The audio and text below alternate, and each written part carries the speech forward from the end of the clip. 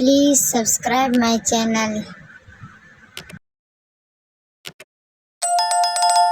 चमेली कौवी अपने पति कड़कनाथ और बेटे कालू कौवे के साथ रहती थी। चमेली कौवी का पति टैक्सी चलाता था।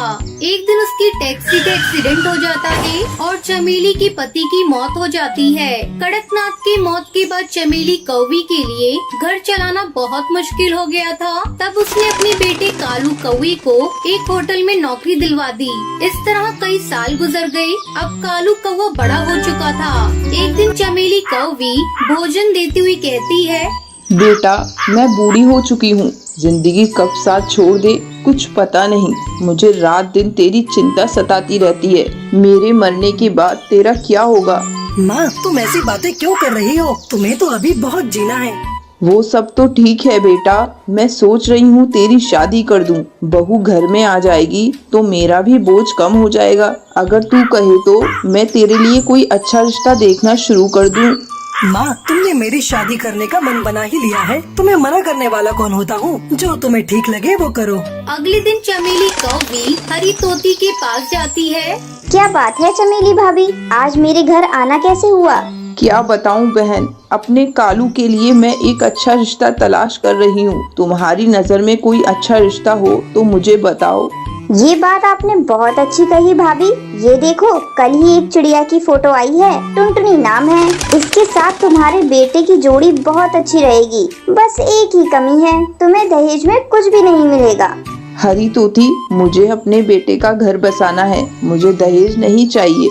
जल्द ही टुनटुनी चिड़िया और कालू कौवे की शादी हो जाती है। टुनटुनी चिड़िया खुशी खुशी अपने ससुराल आ जाती है और अपनी सास और पति की सेवा में सारा समय लगा देती है। बहू, थोड़ा अपने ऊपर भी ध्यान दिया कर। दिन भर मेरी और कालू की सेवा करती रहती है। मैं तुमसे बहुत खुश हूँ। इसी तरह समय गुजरने लगता है। टुनटुनी चिड़िया एक बच्ची की माँ बन जाती है। घर में खुशियों का माहौल था। अचानक एक दिन कालू की होटल का मालिक होटल को बंद कर देता है। अब क्या होगा माँ? घर का खर्च कैसे चलेगा? मैं अपनी इस नन्ही सी बच्ची का पालन पोषण कैसे करूँगा? आप इतना मत घबराइए जी। इतना घबराएंगे तो कैसे काम चलेगा? हिम्मत रखिए, जल्द ही आपको कोई नया काम मिल जाएगा। हाँ बेटा, बहू ठीक कह रही है। तू इतना मत घबरा, हम सब तेरे साथ हैं। अगले दिन से कालू कौवा नए काम की तलाश में इधर उधर भटकने लगा, लेकिन उसे कोई काम नहीं मिला। एक महीना गुजर जाता है। घर के सारे पैसे खत्म होने वाले थे। तभी एक दिन टुनटुनी चिड़िया कालू कौवे से कहती है, सुनो जी, अब से तुम्हें काम की तलाश में जाने की कोई जरूरत नहीं। हम अपना खुद का ढाबा खोलेंगे। तू पागल हो गई है क्या बहू? तुझे पता भी है ढाबा खोलने के लिए हमें एक दुकान किराए पर लेना होगा और अपने पास इतना पैसा भी नहीं है।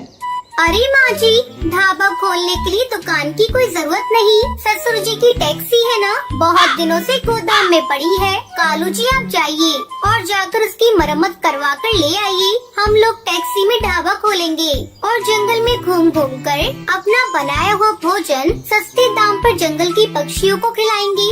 अब कालू कौवे के टैक्सी ढाबे को देखकर कुछ पक्षी उसके ढाबे पर आते हैं। टुनटुनी चिड़िया कालू कौवा मिलकर बड़े प्यार से अपने टैक्सी ढाबा का बना हुआ भोजन उन पक्षियों को खिलाते हैं।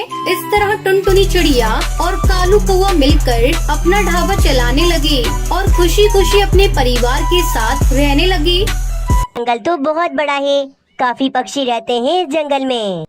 हाँ रानी, पर गर्मी बहुत ज्यादा है। चलो ना, जल्दी से किसी अच्छे से पेड़ पर अपना घर बना लेते हैं। आज के दिन कालू कौवा और रानी कौवी उस जंगल में नए नए आए थे। रानी कौवी दहेज में काफी कुछ लाई थी, इसीलिए पूरा ट्रक सामान से भरा हुआ था। फिर कालू कौवा घर के लिए लकड़ियां लेने चला जाता है। थोड़ी देर में वे काफी सारी लकड़ियां काट कर ले आता है और रानी कौवी और कालू कौवा मिलकर किसी अच्छे से पेड़ पर अपना एक घर बनाने लगते हैं। शाम हो जाती है। कालू कौवे और रानी कौवी ने मिलकर अपना एक बड़ा सा लकड़ियों का घर बना लिया था। कालू जी, वैसे ये घर तो बहुत अच्छा बन गया और ये जंगल भी बहुत अच्छा है। मैं दहेज में सब कुछ लेकर आई हूँ। अब हम सुकून के साथ इस घर में रहेंगे। रानी कौवी दहेज में सब कुछ लेकर आई थी, एसी, फ्रिज, पंखा और काफी कुछ। और अब इस जंगल में आकर कालू कौवा और रानी कौवी बड़े आराम से अपनी जिंदगी गुजारना चाहते थे। इसीलिए रानी कौवी हर समय अपना एसी, फ्रिज और पंखा चला कर रखती थी ताकि उन्हें बिल्कुल गर्मी न लगे और इस गर्मी के मौसम में भी उनका घर बिल्कुल ठंडा रहे। दोस्तों, अगर आप सबने इस कहानी को अभी तक लाइक नहीं किया तो जल्दी से कर लें, क्योंकि ये कहानी आगे और भी ज़्यादा इंटरेस्टिंग होने वाली है। अरे तुमने देखा मीनू चिड़िया, तुम्हारे पड़ोस में एक कौवे ने अपना घर बनाया है। मैं गया था उनसे मिलने। वे कौवा और कौवी बहुत ज्यादा अमीर हैं। उनके घर में एसी, फ्रिज और पंखा लगा हुआ है। हाँ तो अच्छी बात है तोते, इस गर्मी के मौसम में तो सबके पास ही एसी और फ्रिज होना ही चाहिए। हाँ होना तो चाहिए, पर हम तो ठहरे गरीब पक्षी। हमारे पास तो बस एक छोटा सा पंखा है जिससे हम अपनी गर्मी दूर कर लेते हैं। गलत बात तोते, हमारे पास जो कुछ है हमें उसी में खुश रहना चाहिए, सारा लालच नहीं करनी चाहिए हमें। फिर रात हो जाती है। कालू कौवा और रानी कौवी अपना एसी और पंखा चलाकर आराम से सो रहे थे। उन्हें तो बिजली की बिल्कुल फिक्र ना थी कि इतना सब कुछ चलाने की वजह से उनका बिल भी ज़्यादा आ सकता है। फिर इसी तरह ही एक महीना गुजर जाता है। एक दिन कबूतर सब पक्षियों के घरों में उनका बिजली का बिल देने आया था। हाय रे कालू जी, मैं तो मर गई। अरे रानी, क्या हो गया? बिल में ऐसा भी क्या देख लिया तुमने? जल्दी आए, जल्दी आकर देखें। आप देखेंगे तो आप भी हिलकर रह जाएंगे।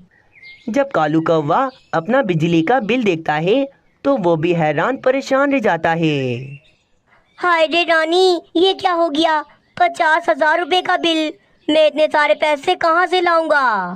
पैसे तो हमें भरने ही पड़ेंगे, वरना हमारी बिजली कट जाएगी। यार रानी, ये सब तुम्हारी वजह से हुआ है। तुम दहेज में एसी, फ्रिज, पंखा सब कुछ लाई थी। अब जब सारा सारा दिन एसी चलाओगी तो बिल तो आएगा ही ना। अरे वाह वाह, डाल दो, सारा इल्जाम मुझ पर डाल दो आप। अरे एसी के मजे आपको लग गए थे, जो सारा सारा दिन एसी आप चलाकर बैठे रहते थे।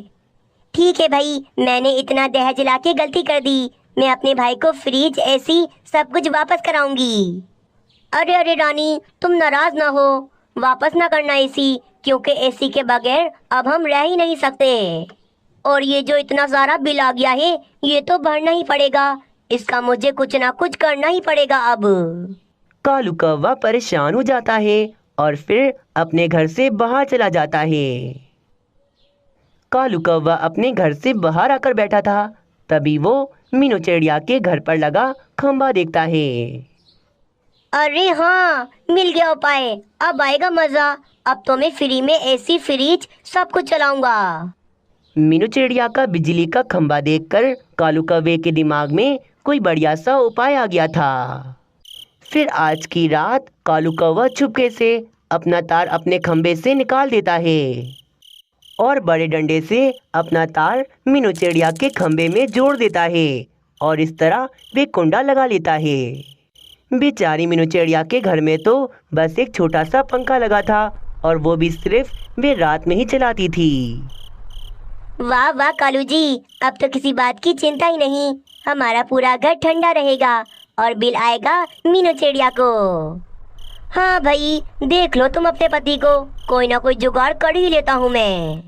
इस तरह कालू कौवा और रानी कौवी बड़ी चालाकी से मीनू चिड़िया की बिजली चोरी करते हैं और रात को अपने घर में एसी, पंखा और फ्रिज चलाकर बड़े मज़े से सो जाते हैं। फिर इस तरह ये महीना भी पूरा गुजर जाता है। एक दिन कबूतर फिर से पक्षियों के घरों के बाहर उनके बिजली के बिल रख रहा था। हाय रे, इतना धमाका बिल, ऐसा कैसे हो सकता है? मेरे पास तो बिजली चलाने के लिए कुछ ज्यादा है भी नहीं, बस एक छोटा सा पंखा है। फिर भी मुझे इतना ज्यादा बिल कैसे आ सकता है? मम्मा, मैंने देखा है कालू अंकल को, वो काफी दिनों से हमारे बिजली के खंभे के साथ कुछ ना कुछ छेड़छाड़ करते रहते हैं। ये बात सुनकर मीनू चिड़िया को कालू कौवे पर शक जाता है और मीनू चिड़िया अपने घर से बाहर आकर अपने बिजली के खंभे को देखती है तो खंबे से एक तार कालू कौवे के घर में जा रहा था।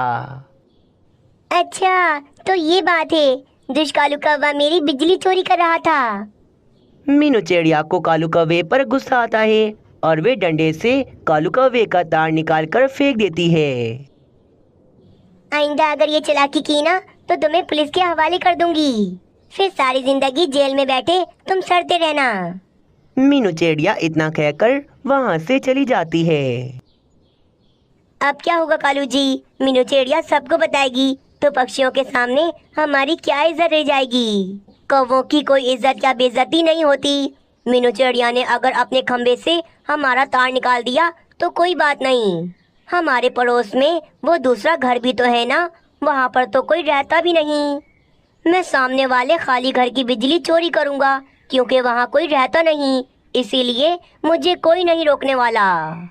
मीनू चिड़िया भी अब होशियार हो गई थी और वे अब हर समय कालू कौवे पर नजर रखने लगी थी। आज की रात मीनू चिड़िया कालू कौवे को पड़ोस के घर में खंबे पर कुंडा लगाते हुए देख लेती है। अरे वो घर तो बाजू झील का है जिस पर कालू कौवे ने कुंडा लगा लिया। हाँ, अब बताऊंगी मैं कालू कौवे को। फिर सुबह हो जाती है। मीनू चिड़िया बाजू चील के पास जाकर उसे सब कुछ बताती है। क्या वो कौवा मेरी बिजली चुरा रहा है? मतलब इस बार मुझे बहुत ज्यादा बिल आएगा। छोड़ूंगी नहीं, उस कौवे को तो मैं छोड़ूंगी नहीं। बाजू चील गुस्से में फौरन अपने घर की तरफ चली जाती है। चोर कौवे मेरी बिजली चुराता है ताकि मेरा बिल ज्यादा आए, तेरी तो खैर नहीं। अरे चील, कौन हो तुम? चलो निकलो मेरे घर से। बराबर में जो खाली घर है वो मेरा है जिस पर तुमने कुंडा लगाया हुआ है। मेरी ही बिजली चुरा रहा है और मुझे ही गुस्सा दिखा रहा है, तुझे तो मैं छोड़ूंगी नहीं। बाजू चील गुस्से में कालू कौवे पर हमला कर देती है और कालू कौवे को उसी समय मारकर खाने लगती है। आइंदा अगर मेरे घर की बिजली चोरी की तो तुझे भी मार डालूंगी। कालू कौवे से अपना बदला लेकर बाजू चील वहाँ से चली जाती है और रानी कौवी बहुत ज़्यादा रोती है क्योंकि चंद पैसों की वजह से उसने अपने पति को खो दिया था। इस कहानी से हमें ये सीख मिलती है कि चोरी करना बहुत बुरी बात है, इसीलिए हमें कभी भी चोरी नहीं करनी चाहिए। दोस्तों, आपको हमारी आज की कहानी कैसी लगी? हमारी कहानी को लाइक करें, कमेंट करके अपनी राय हमें दें। आपके कमेंट और लाइक हमारे हौसले को बढ़ाते हैं। अगर आप हमारे चैनल पर नए आए हैं तो हमारे चैनल को सब्सक्राइब करना ना भूलें। आपका धन्यवाद।